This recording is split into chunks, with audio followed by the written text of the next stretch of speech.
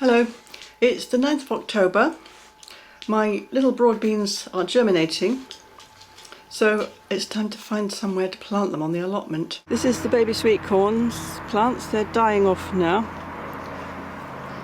They're rooted really strongly into the ground. Well, when you think about it, they have to be, because they're so tall. But what I'm thinking is I'll leave these over winter as a windbreak, and next to them I'm going to plant my overwintering broad beans. We've been working on the allotment the last few days, doing various tidying up jobs.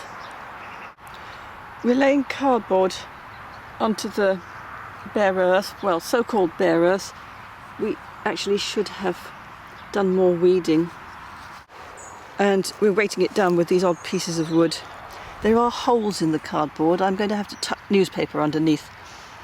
This is to stop the light from getting to the weed seeds underneath.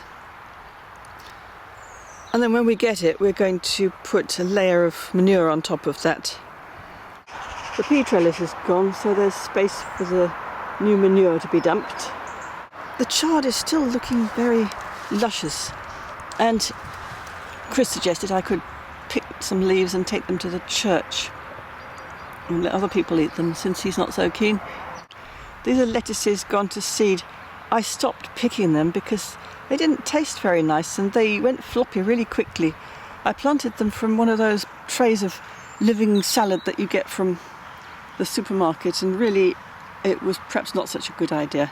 These are the Brussels sprouts. I had to take the hoops off them because they were growing too big and pushing against the netting. So we can see, I think there are little sprouts there. In the axils, they're all covered in little dewdrops, but they're in there.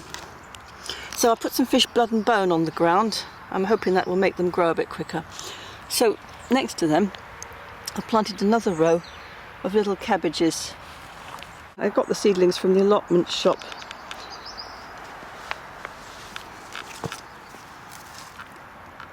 There they are, all ready to go.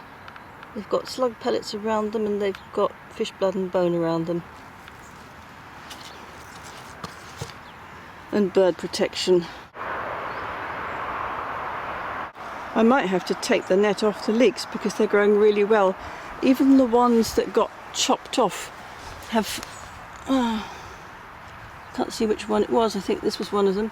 They've actually come back again, which is encouraging. And I still don't know whether it was a bird or maybe it was a fox, because I'm told that foxes do snap things off for fun. You can see what a mess the fruit cage is with the bindweed crawling all over it. I think if we dig out those gooseberry bushes at the front, there will be more space for the joster berries. There's the compost bins. I've taken all the half-rotted stuff off the tops of the two on the left and put it onto the one on the right. Mixed up with green stuff. Everything's very dry here, so I'm going to wait for it to rain a bit, and then when it's really wet I'm going to cover it with a tarpaulin. This is the compost. I don't know how old this is. It's still got fibres in it, but I think it would be great for putting on the ground, under cardboard at least. The asparagus bed on the left there produced 3 quite bushy plants this year, but I still think it would be good to start a new bed on the new allotment and have them both going together. Mainly what we've got to do is a lot of weeding and mulching, and then when the allotment association's cleared the dead greenhouse off that new allotment and cut the grass, we'll be able to start on that one. Yeah.